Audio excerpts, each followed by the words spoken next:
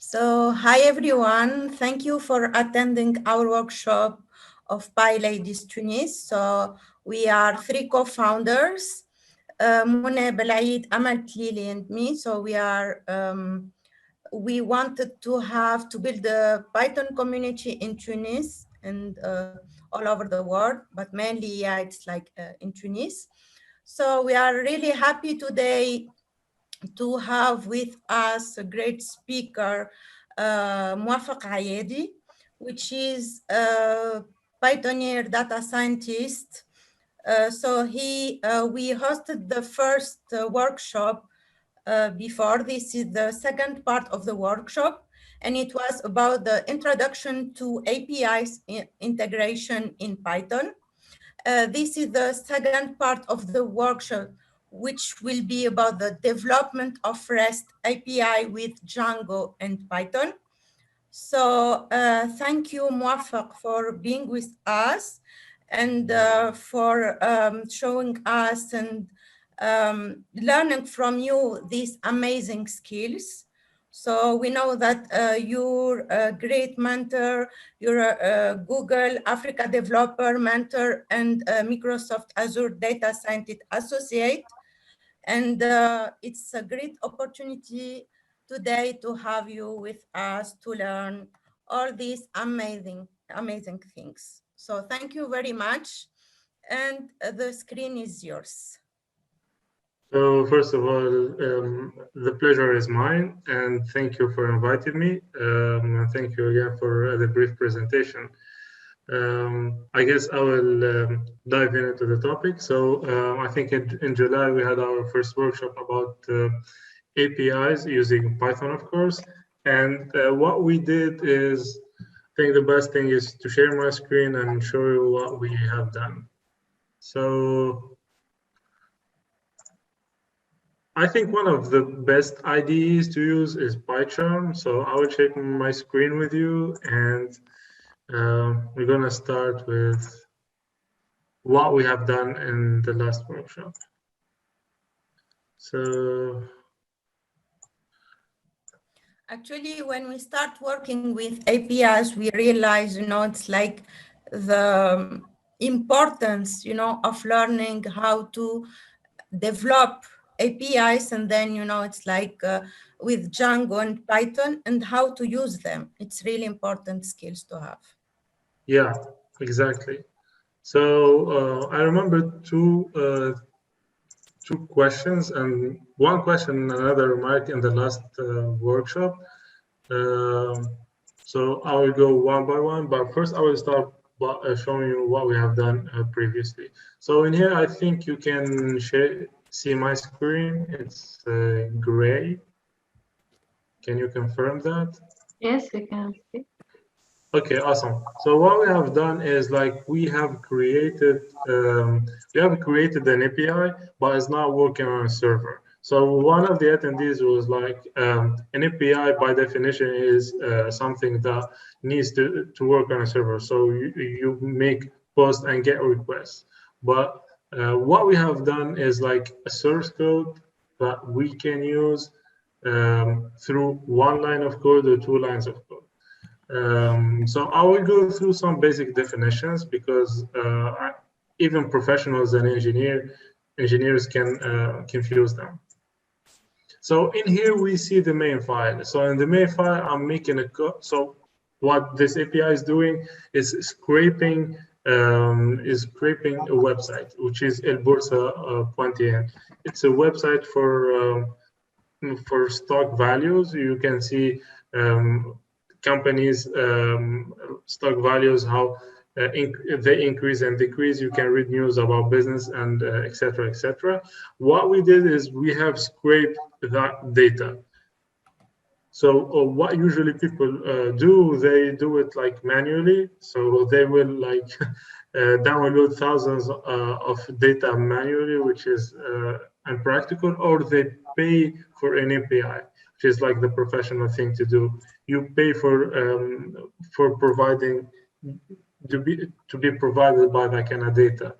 What we have developed is something free. So if you are interested in finance, if you are interested in machine learning, you will need your own data set. You will not download the data set like we usually do. You're going to create it by yourself. It's going to take a week, for example, to develop a similar thing, but at the end, you're going to have your own work, your own algos that have contributed to making this data set. Then you can put it on Kaggle and people can vote for it, do a lot of stuff about it. And I forget to put it on Kaggle.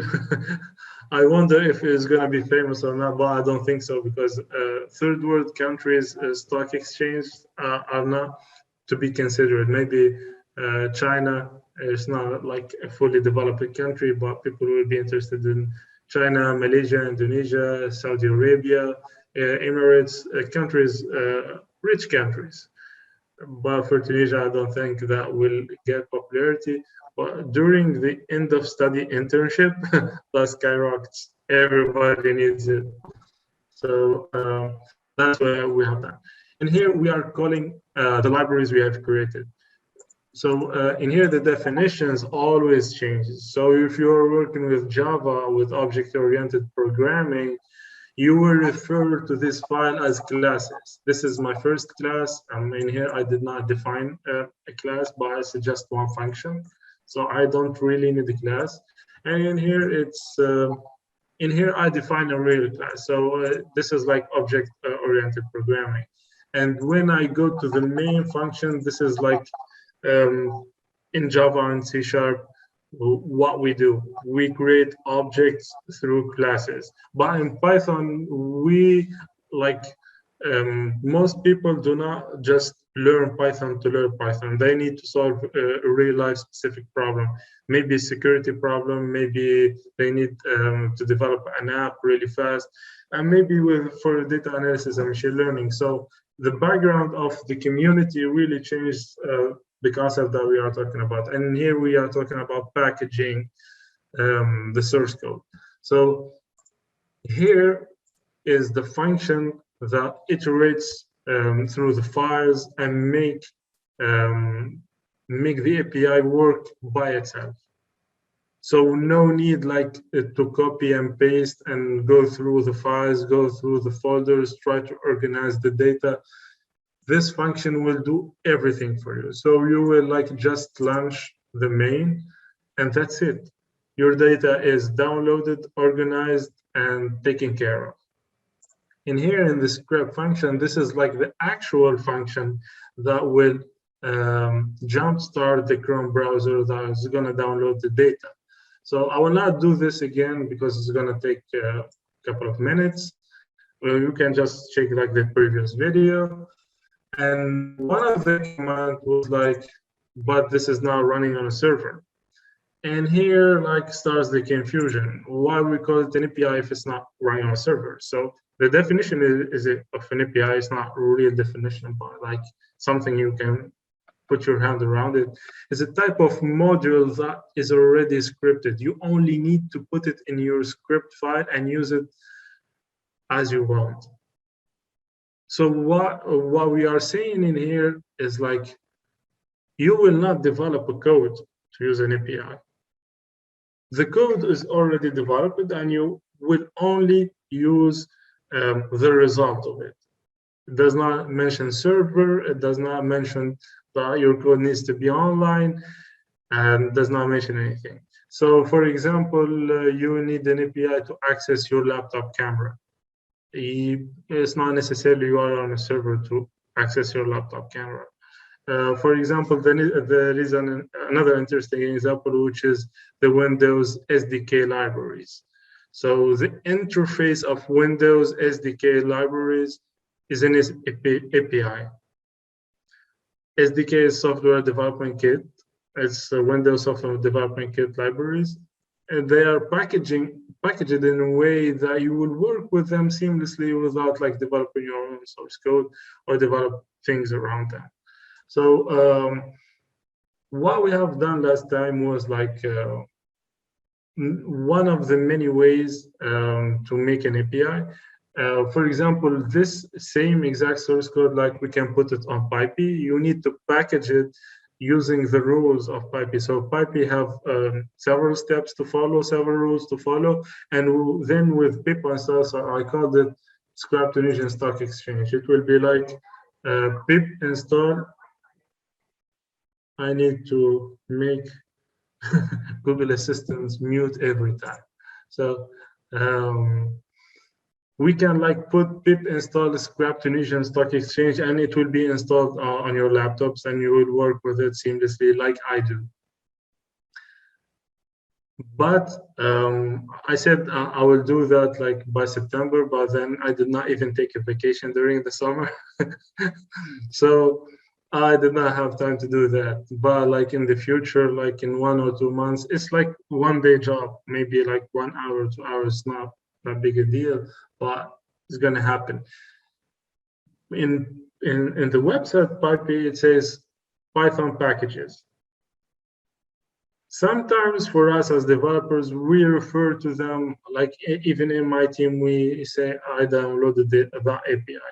So sometimes we refer to same different things with the same word, or like one thing with the same word is like sometimes it gets technical. So now let's try to have a small definition for package. So package is like it contains many modules and APIs. So you are allowed to use each module or API as much as you want. So for me in here, I have only one specific task: scrape the Tunisian market stock exchange. So I created my only one API. But for example, if I'm gonna like do that job and add to it the machine learning job, I have 2 jobs. So I packaged the scraping pipeline, but then I'm gonna package the machine learning pipeline. So we will end up with 2 different API that we have coded from scratch, putting them together in one package. That's packaging. Like packaging in one package, we can find a lot of things. And for example, like most softwares are packaged softwares, and then they release them as executable. Or for example, like for us in Python, we use pip install, and it will use the wheel format. So that was one of the remarks. There was another remark about something I did. So I was prototyping the scraper, but after the workshop, I have finished it. I used to use like a very simple variables to change the date. It's just to get the job up and running. But then I have developed the rest of the source code. Now it's more clean. It's better. And I need to put it on GitHub. But just right now, I realized I did not put it on GitHub. But it's no problem. The dates, we're skipping some dates. So the variables, we're skipping some dates because there is the leap year. The year when we have like 366 days, we need to take care of that. We have like months with 28, 29, 30, 31 days. We need to take care of that. So I changed the source code. It can match all those things and even more stuff. So for you guys, so you can like profit from this. I'm gonna put it now. I'm gonna actually update it on GitHub. Then you can like put a star on it if you wanna like follow all the changes, because I'm gonna package it in a Python format in the future. So not Tunisair, that's another project. Scrap Tunisian stock market, yeah, that one. So what I'm gonna do is like delete the old ones. It's like this is not very very like professional, but like it's fast.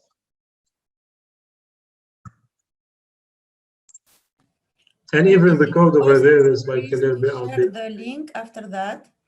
Yeah, of course. I'm gonna put the link of the GitHub. So We Yeah, can I'm gonna post it in the chat. Thank you. Yeah, of course. I'm gonna put it shared with you right now, but like, chat in here. So everyone, and here you go. By the way, if you're gonna sell it and you gain money, please give me a percentage. I couldn't sell it myself, so I'm gonna rely on you. Okay, so license, README requirements, and the setup. Yeah, even the setup, I'm gonna like. No, I'm gonna leave it. What we're gonna do, not like the push or whatever thing, if I'm gonna waste time, is just like upload the files, because every time I say I'm gonna upload them and I never upload them. PyCharm, scrape Tunisian Stock, and here we go. Scrape function, month, number, days. So this is the file I added for iteration over the days. Main, there is four files. Good. I'm gonna put the smiley face, I'm gonna call it VF -1, hopefully -1, so final version -1. And here we go. That was the last workshop. Now, let's use Python, but for web development, and let's use Python for web development. Like tonight we're gonna use Django. So I know some of you are not like familiar with Django, so I'm gonna start from scratch. When I was learning Django, it took me like 1 week or 2 weeks because I did not find the good tutorial. Most tutorials that will just give you the instruction to just follow it in a stupid way. So for me, I was like, I need to understand the architecture, how those files inside Django are communicating together. And finally, I found good tutorials, and I have made my own tutorial, which, by the way, guys, you can follow it on LinkedIn. I put all the instructions, like just go to my LinkedIn page right now, and you're gonna find all the instructions for tonight's workshop. And we're gonna do it in real time, but like it's beneficial for you to have it all along the steps. So here we go, that's part 1.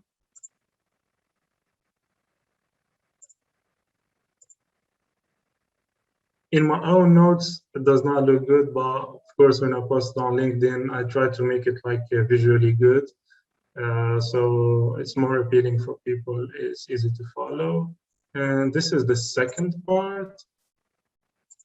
So if you are new to Django, just follow the first part.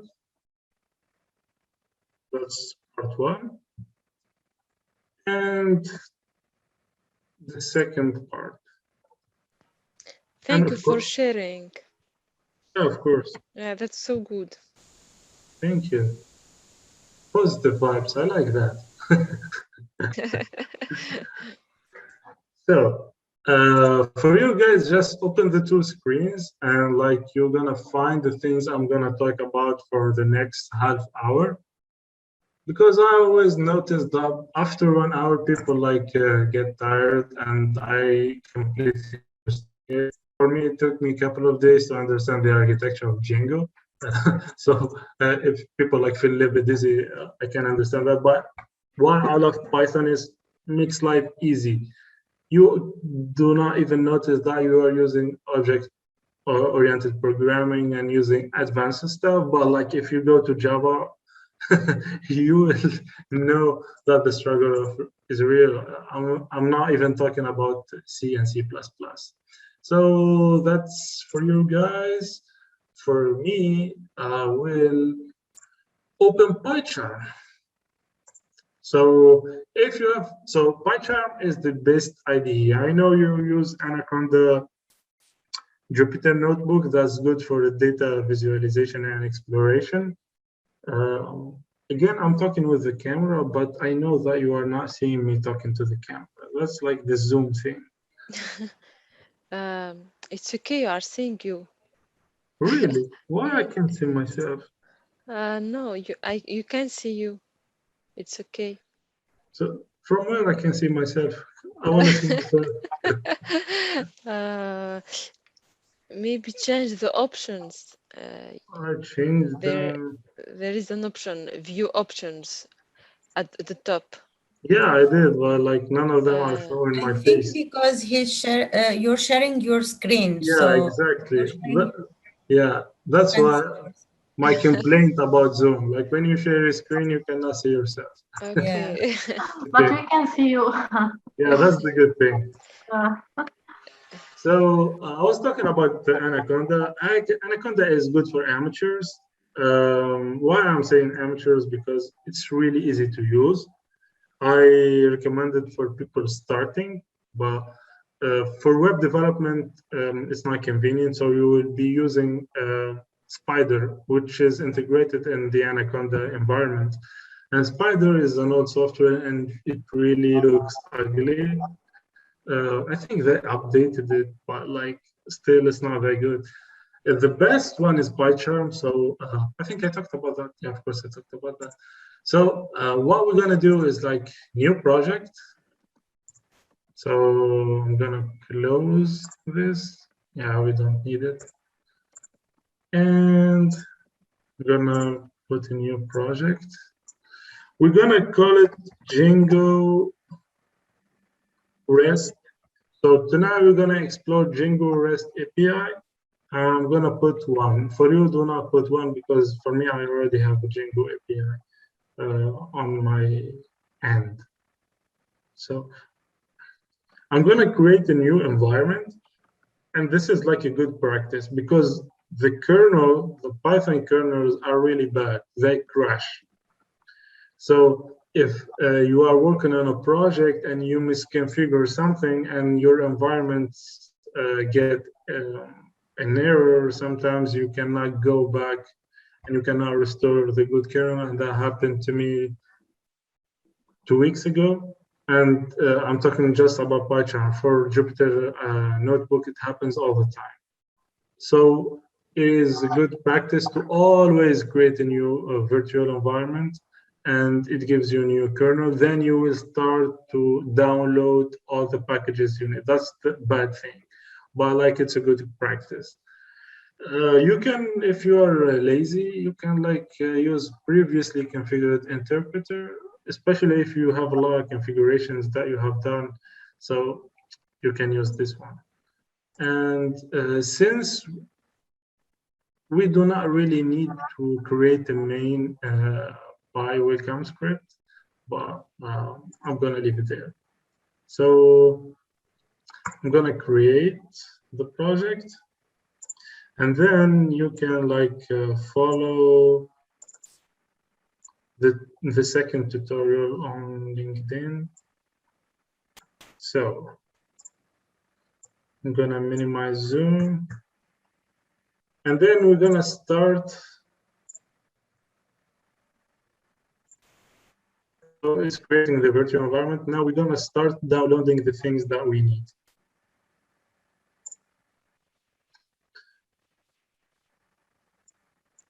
The first thing to do is to go to the terminal, which is, so if you use another IDE, it's going to be a separate terminal, but for us, it's like integrated in our IDE. So we're going to type Django admin start project, and then we're going to name our website. So we're going to name our website my site, like a dummy name. It's not like we're going to do something really serious, just something to learn. And here we go. So from here, terminal, I advise you not to follow me coding, not because I'm so fast, but like you're gonna miss a lot of things and you're gonna have the video on YouTube. So here we go. Django admin start project, name website. I'm gonna name it my site and enter.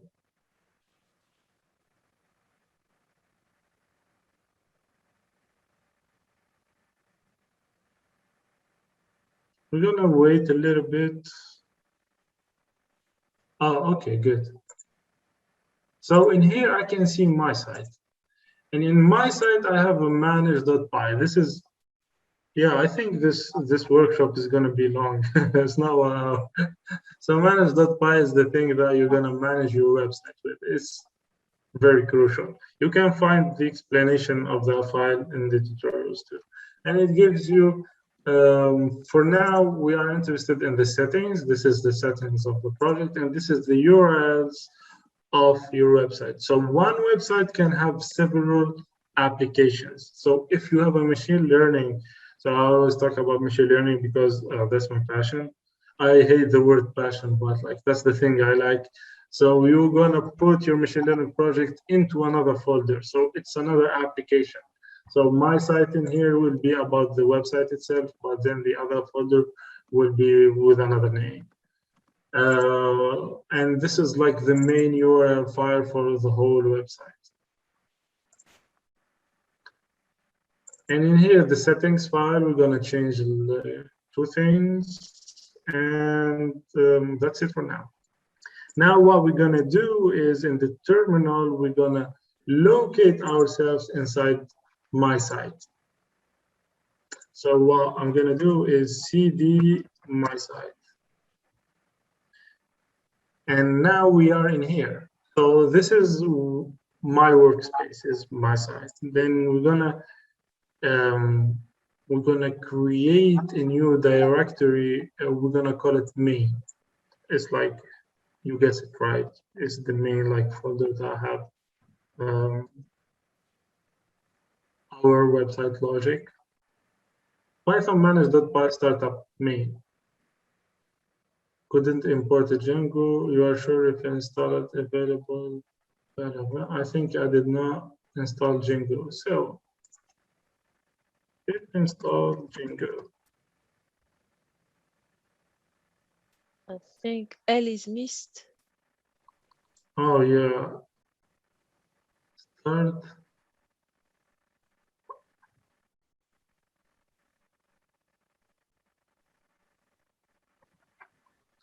Now, so I'm making a Django workshop, but I did not even install Django. That's so bright. But you used before Django. Yeah. So you did disinstall before and then you No, uninstall. no, that's what I was talking about. Each project I create a new virtual environment. Okay, yes. Yeah. Yes, all right, it's okay. Yeah, so Thank I you. said I'm gonna install the libraries I need. Then the first thing I did is not to install the library I need. It's okay.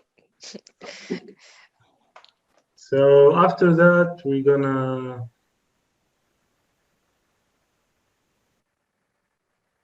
Python manage.py startup main, and what this will make me have is a main folder. And here we go. This is my main folder. It has the logic of my application, not the logic of the website. So a website can have other websites inside of it. We call them applications. So this is my application. I call it main. So if you have machine learning, for example, in here, you're gonna have another main.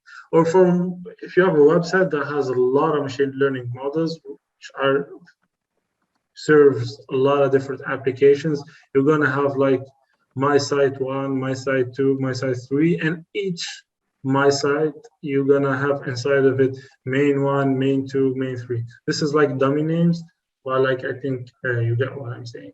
So in here we have the views, like every web page has the views, and we have the models that we're gonna use. And I think, not to confuse you, we are like, that's enough. Now we go to my site. So this is like the configuration for the whole website. We go to the settings, and Okay. Do you still see my screen? No? No. Yeah. It stops host disabled participants screen share. Oh, one of you has disabled. Yeah, I'm sorry. Yes, that was. I'm sorry. It's okay. It's okay because I suddenly was seeing my face finally. At least you see your your face. Okay. Yeah.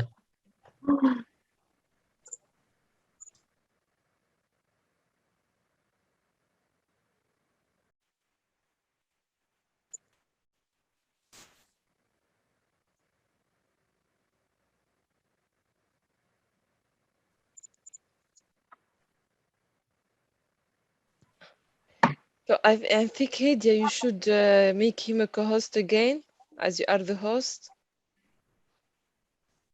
Okay. So, thank you. You're welcome.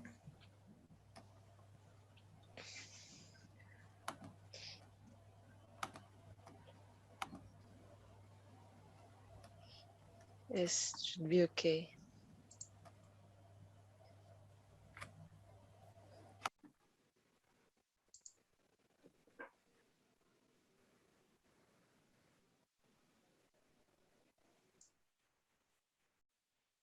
So can you try now to share your screen? Yeah, of course. Thank you. Welcome. So Yeah, we can see the screen now. awesome. So now we're gonna configure the file that have the settings for all our applications. So I'm gonna here in installed apps, and I'm gonna add my main application. I'm gonna call it main apps main config. So if I have many other applications, I need to mention all of them in here. We save the settings file, and after that, because our objective is not really to learn Django, but to learn how to use Django REST API. So after that, we're going to add another one, which is REST framework, which refers to Django REST framework. And now what we're going to do, we're going to go to the views.py, and the views.py have the logic for the interfaces that we can see.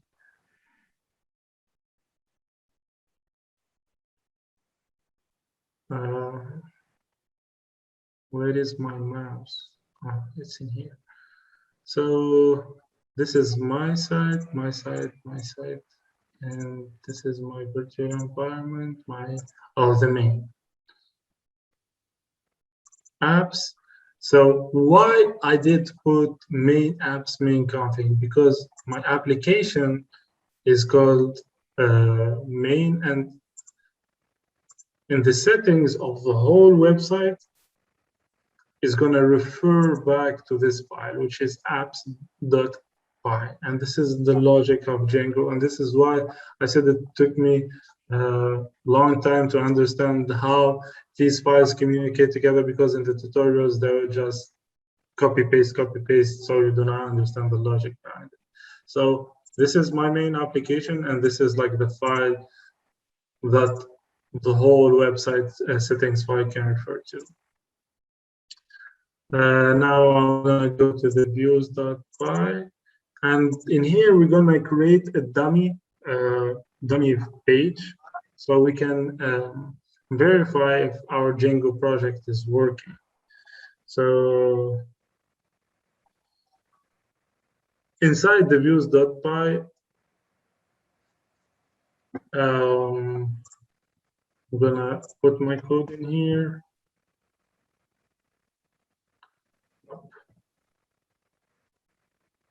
It's gonna be like that.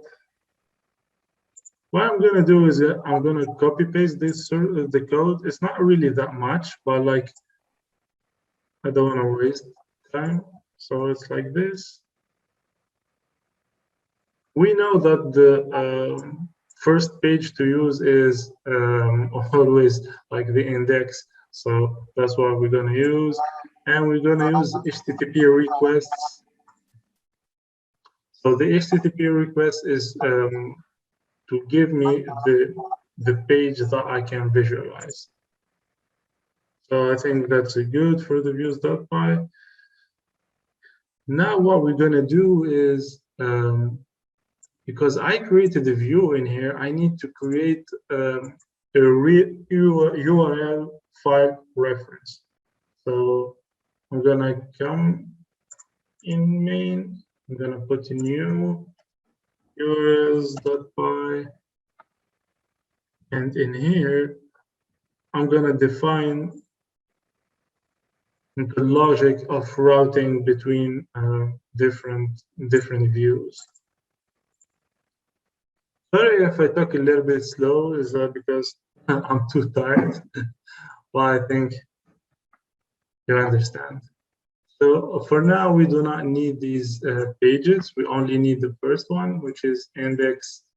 And this is how I'm gonna route between different URLs. So if you have questions, you can ask me. Do not wait till the end. And don't be shy.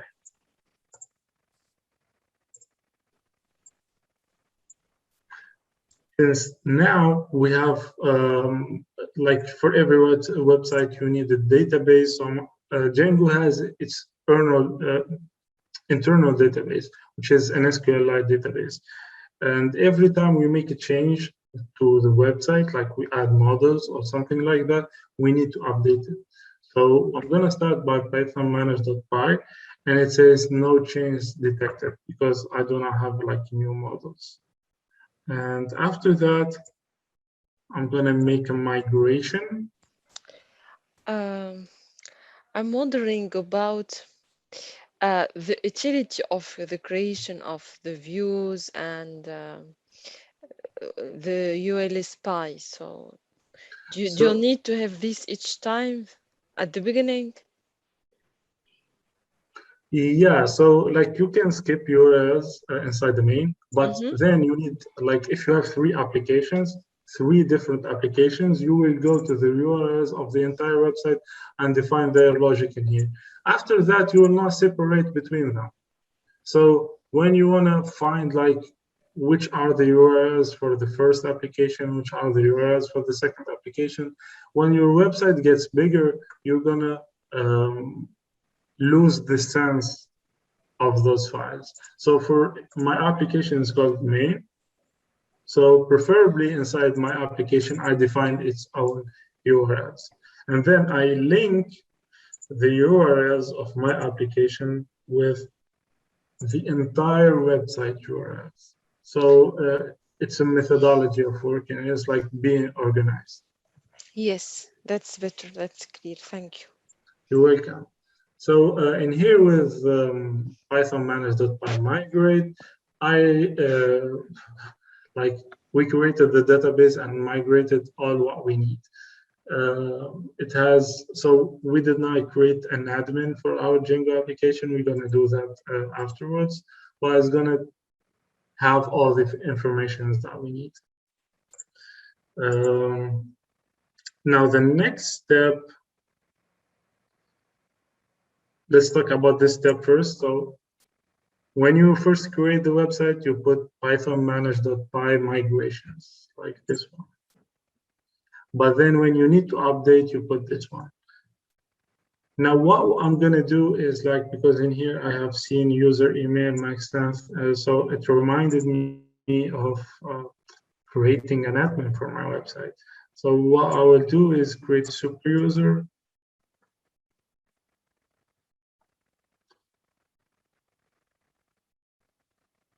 So it says manage by, did you mean migrate?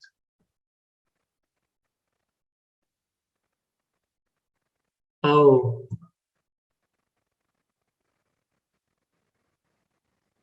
I put two different instructions in one line. So username is leaving blank to use Almighty. I'm gonna call it MK, and email address it's, I'm gonna put something dummy. Let's see if it works. Password 1234 1234. Bypass validation, create user anyway. Yes. Good. Now what I'm gonna do is like check if my website is working. I should have done that before, but like I forget. So it's a run server or something like that.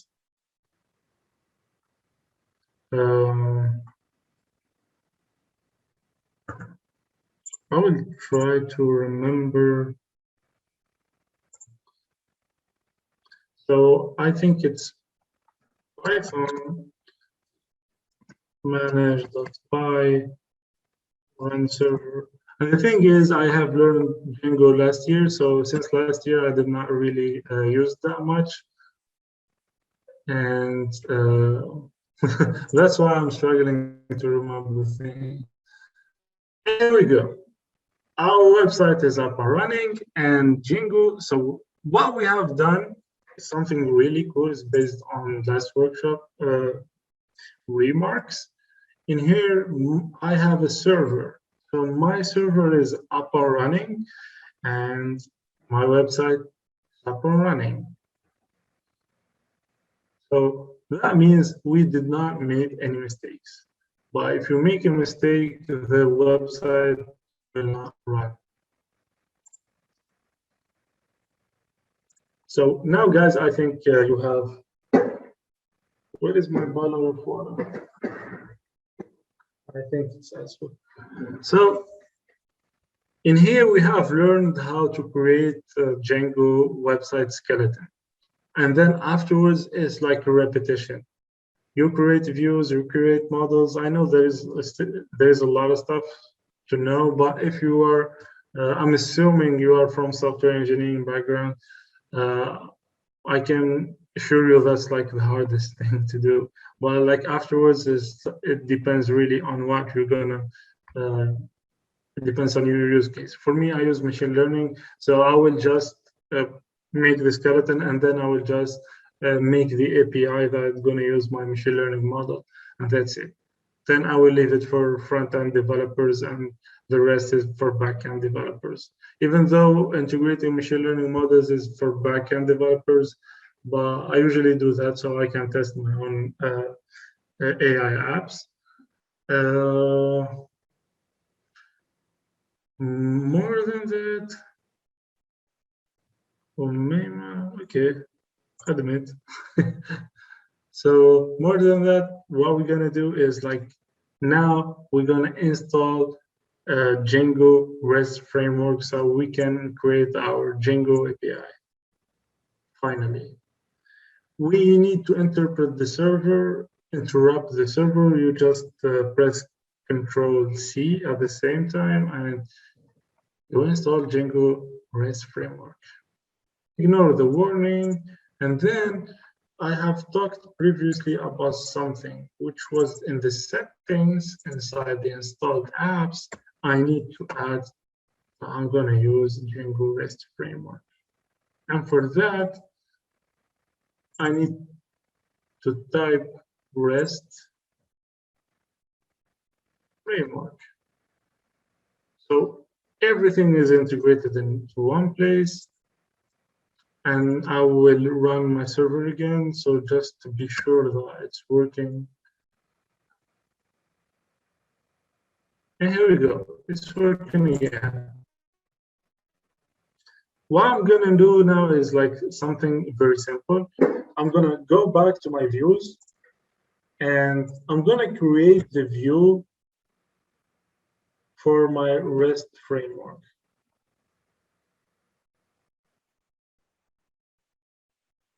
So I'm gonna copy paste it.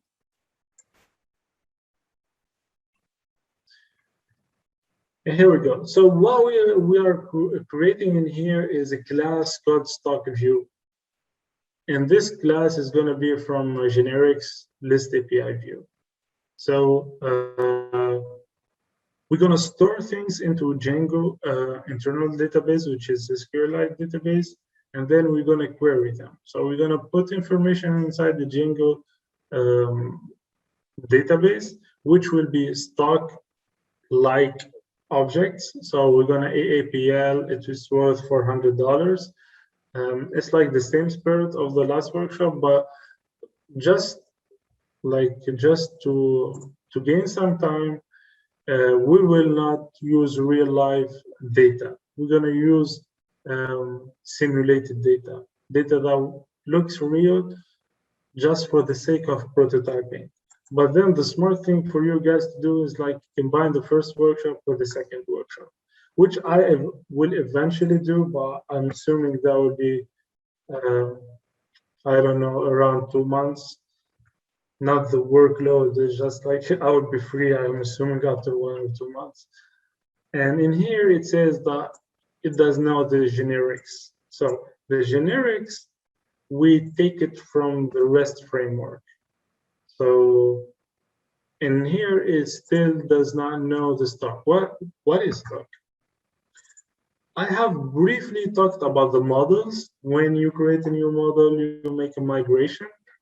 And this is when we are going to use the models.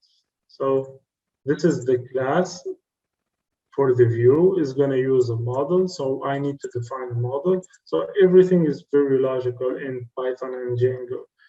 So my database is going to have the symbol like AAPL, MSFT for Microsoft, AMNZ for Amazon. And for Tunis, we have Tunisian, which is TAIR. That will be the symbol. And the max length is 8. I think like the longest will be 4 to 5 chars. While like I'm just going to put, okay, let's put 5. Why 8? And for the date, every stock has a date, and every stock has the opening value and the closing value. So I put them in French because eventually I'm going to integrate the data I have scraped into this skeleton, and I just put it in French so I do not have trouble moving forward.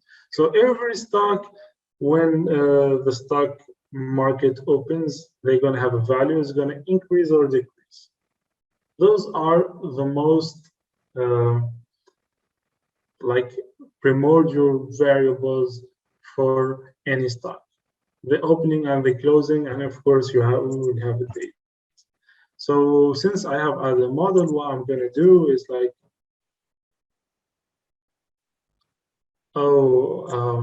before that I need to import my model into my view.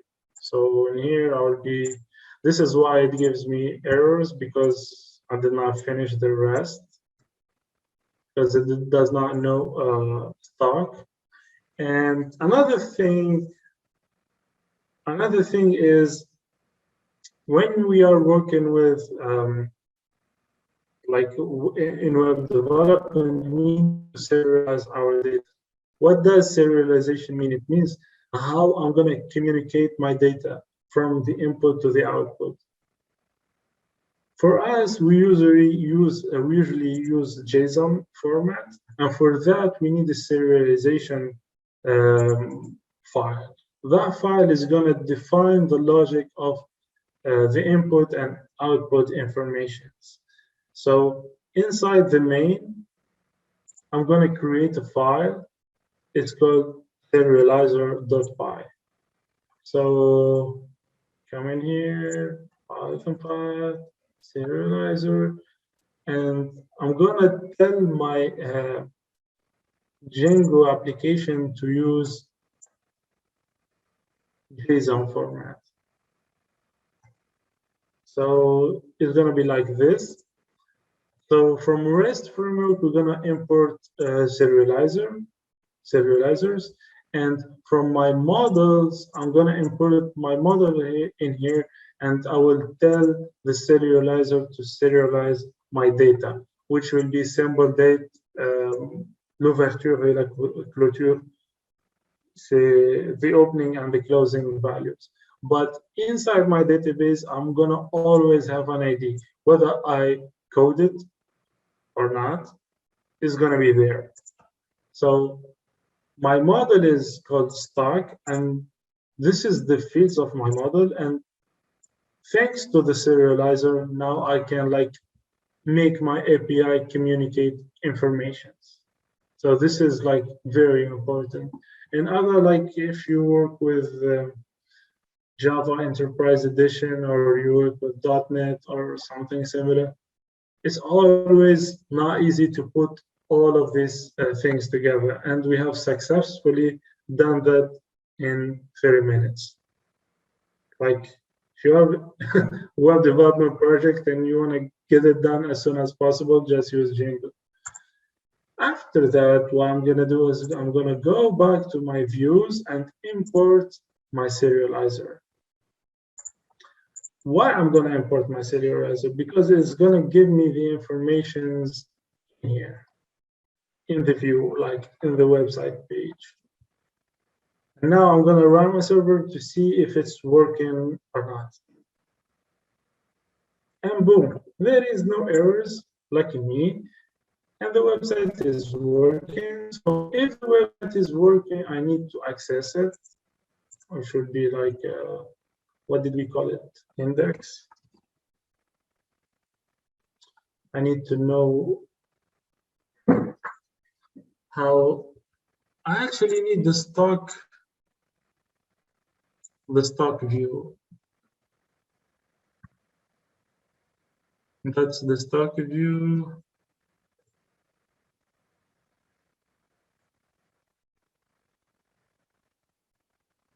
The current path, we didn't match any of these. This is one of the moments that I need to debug my code by myself. Let's see if we have missed something. Oh, I did not configure the URLs file. Like, this is one of the things that happens all the time.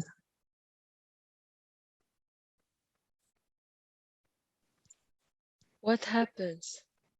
So I did not add my main application to the logic of the whole website inside the URLs. So it does not know anything about it.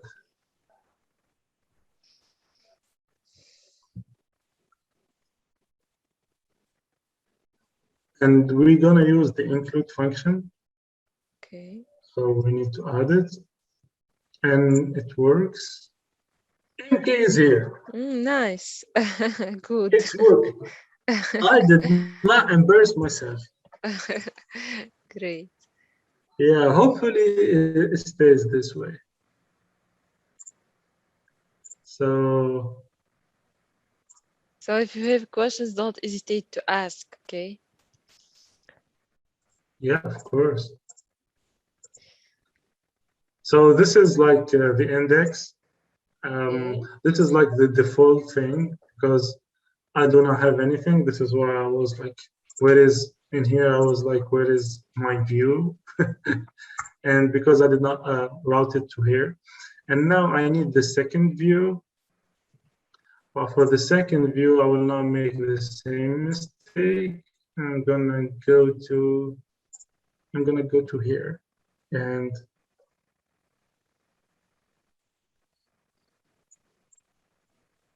okay, I need to concentrate a little bit.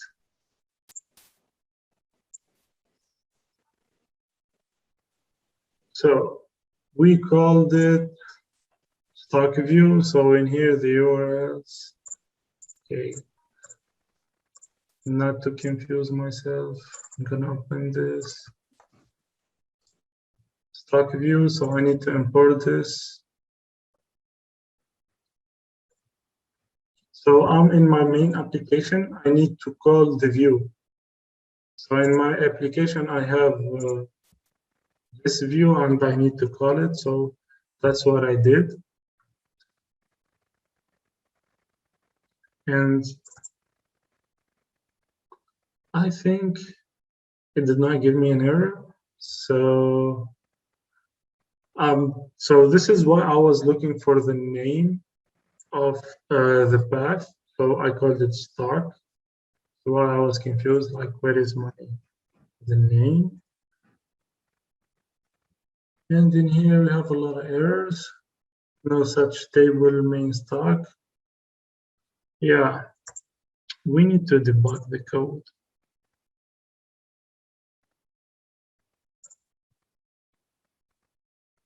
I think we have forgot something. A couple of things.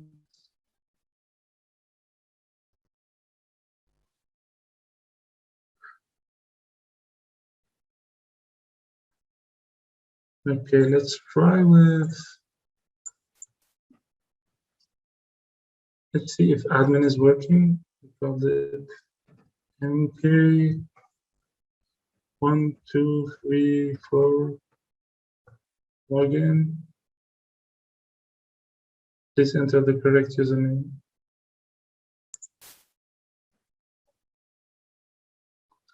What did we call the admin? Will be your full name. I thought I put MK in there.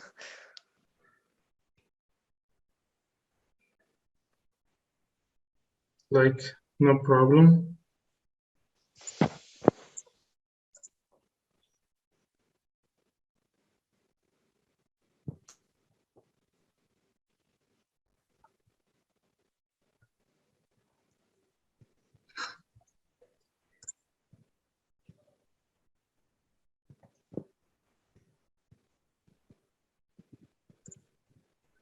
So MK is here. I'm gonna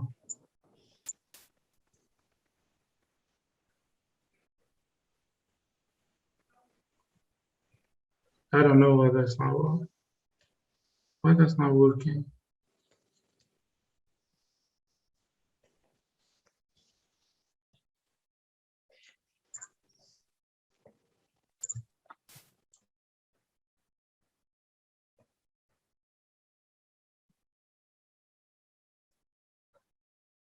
Yeah, now I'm confused. Base utils, query, serializer, views.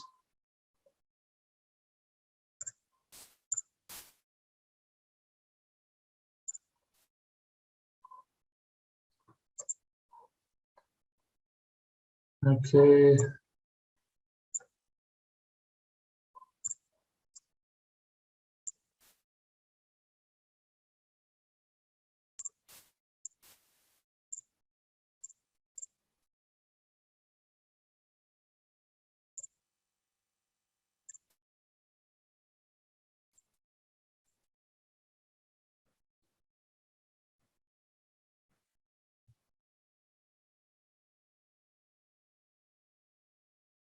So the website is working. Now we need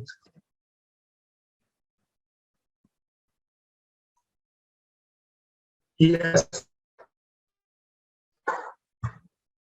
Good.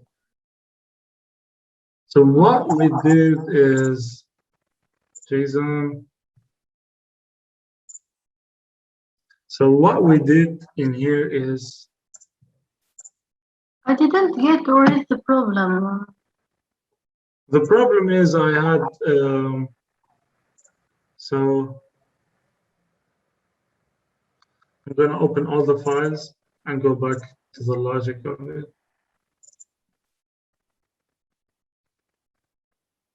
Serializer, models.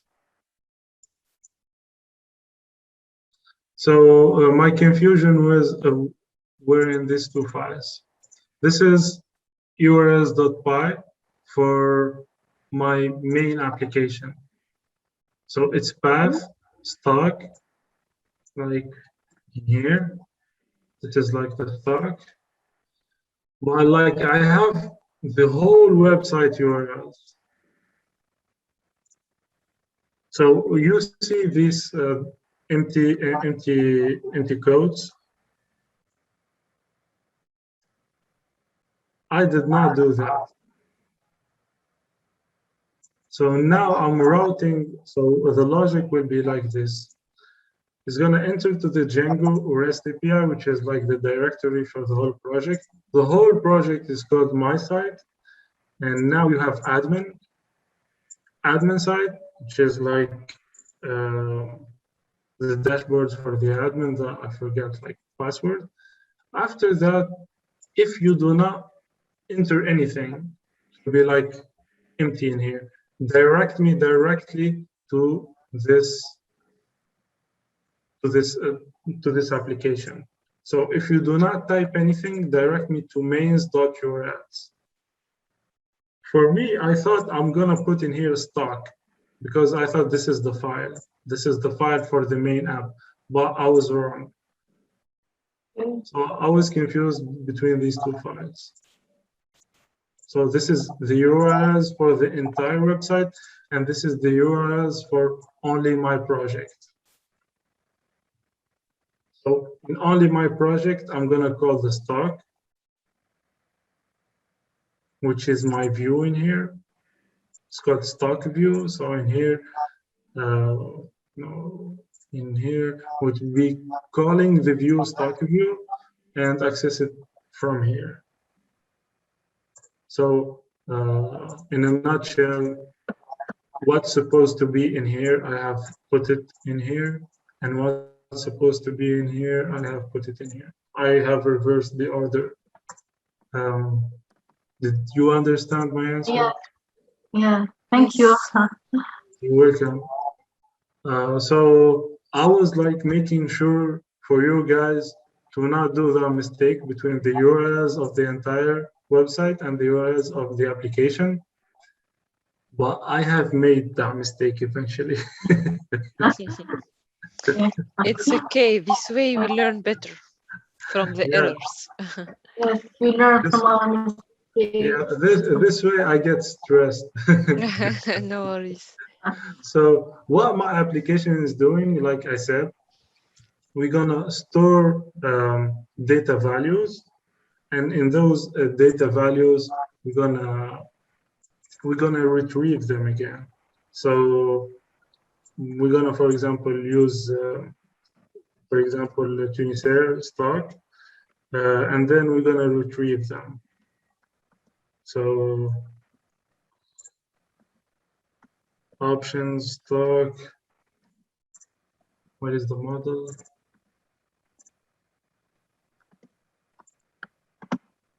Another thing like we're gonna see is API.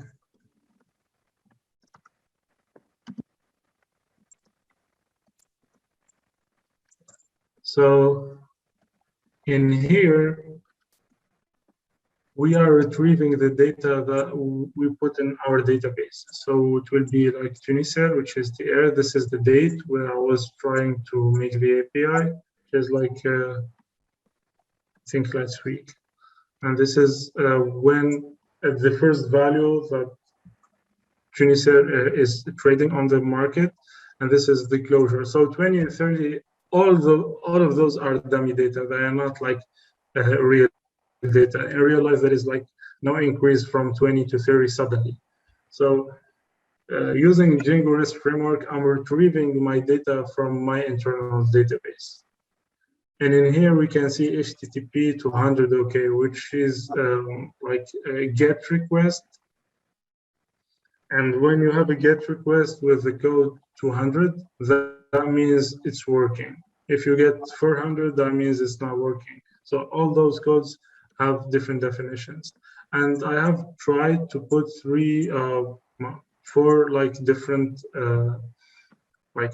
stock values just to try that. So now my API is retrieving the data from Django internal database.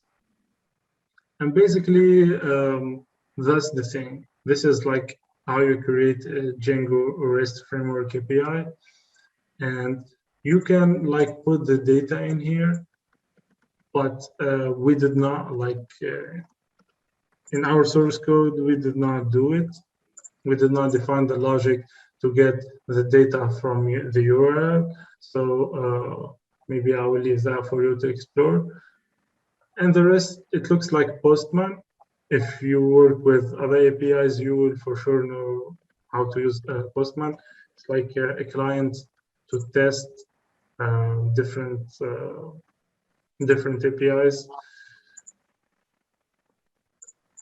And what we do have to throw data. So this is the format we have coded into our models. And here is the models and serializer, sorry. So in the serializer, it's in this format. So in here, you're gonna get it in that format. We have showed you how to visualize the data stored in a Django internal database. Now we're gonna show you how to create the data that's gonna be shown to you.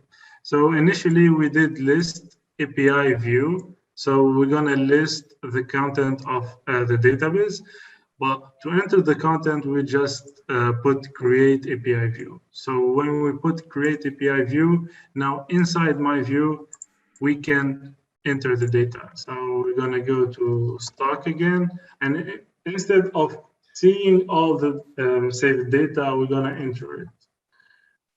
This is what we get. This is the symbol date ouverture ou clôture. It comes from models and is visualized in views and is serialized to be put inside the database and is retrieved that way. So we're gonna put, for example, APL, which is Apple stock ticker. We're gonna put, for example, 13.9 like in the future, and $400 opening and $401 closing stock value. And we're gonna put a post request to put it in the database. We post it, and now this is the 6th item that we put. Now, to visualize all of the data that we have put, we go back to, this is how we enter the data, and this is how we will retrieve it. We go to views, and we change it to list. Again, this is what I have showed you previously. And not allowed. Okay, get. And we get our data with the button get. So initially, you have seen these 4 stock values, and this is how we entered our items. So in here, we switch between create API view and create list view. And for this, you have the input and output using a Django REST framework. And for that, we are putting an end to our workshop. We should not do it on Friday night. Thank you, guys, and have a great weekend. So thank you everyone to be here today. Thank you, Mouafek, for accepting our invitation. You have any email that you can? So Mouafek shared already his some posts from his LinkedIn profile. To contact him, I can share again his profile. Otherwise, if you have an email, I don't know. So this is the profile of Mouafek. He's so active on LinkedIn, by the way. Yeah. Yeah. We have a question here. So yeah, I shared. It's okay. Is there a way to communicate with the presenter in case help in this is needed? I think it's okay. Yeah. Yeah, for me, I have no problem, but I usually do not correct source codes. It's just like the thing, when you correct somebody's source code is like a little bit tricky. So fix sometimes, but like I do not have a problem to share with you and share with you a work that I already have made. So what I usually do is like refer them to my GitHub and give them like a solution for the thing, and they will try to how to say it, try to help them with the projects I already have. But like what I don't do is like correct source codes. Even at work, I don't do that because you do not know the logic behind the person who was doing that. So it's a little bit tricky. So hope you enjoyed the workshop and you had a good start in learning how to develop Django API. We share the recording video later on our YouTube channel. I will just share the link in the chat. I will be notified also via email if you have filled out the Google form about the recording video. Thank you all for attending and hope to see you next time. Thank you again, Mouafek, for this incredible workshop. My pleasure. Yeah. Thank you for inviting me. Goodbye, all. Thank you. Thank you. Thank you very much. Thank you. Bye. Good night. Thank you, Mouafek. Good night.